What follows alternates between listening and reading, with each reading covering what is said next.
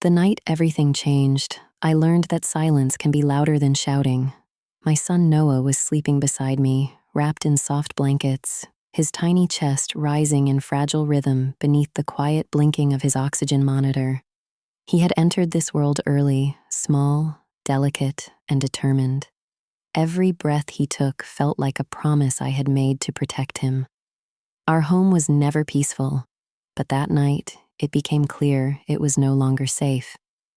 In the next room, laughter spilled through the hallway. Ring lights glowed, music looped from a phone speaker. My niece was filming another dance video, chasing internet attention with the urgency of someone afraid to disappear. At first, I ignored it. Then I heard something different. Silence, not the comforting kind, the wrong kind.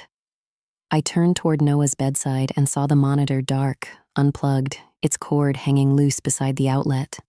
My breath caught. I rushed forward, instinct taking over. Before I could reconnect it, my sister's voice cut through the room. "Don't touch that. She's filming." For a moment I stared at her, at my mother standing nearby, as if this inconvenience mattered more than concern. At the room full of people who had somehow stopped seeing urgency. And I realized something painful. When people normalize small neglect, they often stop recognizing bigger harm. Noah stirred. His breathing shifted. Too shallow, too uneven. My heart pounded. I reconnected the monitor and called for help. Everything after that moved fast. Doctors stabilized him. Nurses reassured me. He recovered. But inside me, something permanent had changed. Not anger, clarity, because that night wasn't just about a machine being unplugged. It was about what had been quietly unplugged in my life long before that. Trust, respect, safety. I had spent years excusing behavior because it came wrapped in family. Interruptions, dismissals, emotional pressure. The expectation that I should always tolerate more because I was understanding. But motherhood sharpened something in me. When you hold a child that small in your arms, you begin measuring life differently. You stop asking what keeps peace. You start asking what protects it. At the hospital, Noah slept beneath soft lighting while machines hummed steadily beside him. I sat in a chair beside his crib, exhausted but awake. His tiny hand curled around my finger, and I made a quiet promise. He would grow up in a home where care came before convenience, where love looked like action, where attention never mattered more than people. That promise changed everything. When we returned home, I saw the house differently. The same walls, the same kitchen, the same family voices. But now I noticed patterns I had once minimized, conversations that always dismissed my concerns, boundaries crossed like they were optional, people asking for patience while offering none. My niece still chased online validation. My sister still defended every poor decision with excuses. My parents still believed keeping things quiet was the same as keeping things stable. And for years, I had participated in that silence, not because I was weak, because I had mistaken endurance for love. So I began changing small things, then bigger ones. I documented schedules, created safer routines for Noah, spoke more clearly, stopped apologizing for simple needs. When noise became overwhelming, I left the room. When someone dismissed a concern, I addressed it. When guilt appeared, I no longer let it steer me. At first, they called me dramatic, then difficult, then cold. But growth often looks harsh to people who benefited from your softness. One afternoon, my father said something that stayed with me. "You used to be easier." He didn't mean happier, he meant quieter. That truth landed heavily. For years, I had been the dependable daughter, the peacekeeper, the one who adjusted, the one who swallowed discomfort before anyone else had to feel it. Now, I was changing. And not everyone liked it. But Noah was thriving. He was breathing stronger, sleeping longer, smiling wider. That mattered more than approval. Months passed. The emotional distance inside the house deepened, not through fighting, through awareness. I saw how exhausting it was to constantly defend basic boundaries. how draining it felt to explain respect to people who only valued convenience. I wanted something different, not revenge, not punishment, peace. So I made one of the hardest decisions of my life. I moved out, quietly, carefully, intentionally. A small home in a quieter town became our beginning. It wasn't luxurious, but it felt sacred. Sunlight through clean windows, soft walls, a nursery filled with stillness, a kitchen where no one argued over attention, a front door that opened only to safety. The first night there, Noah slept beside me.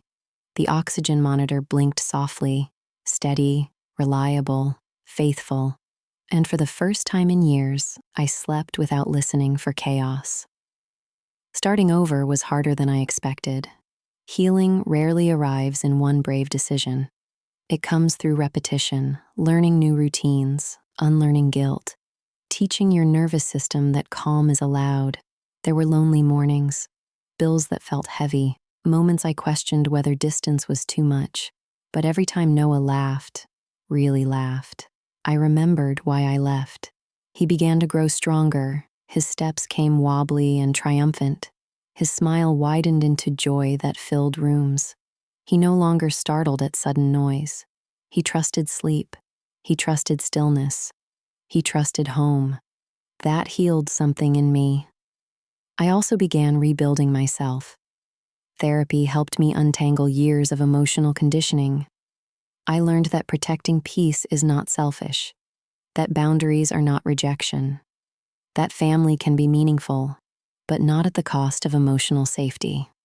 Slowly, I shared parts of my story, at first with a support group, then other mothers, then women who had also spent years shrinking themselves to avoid conflict.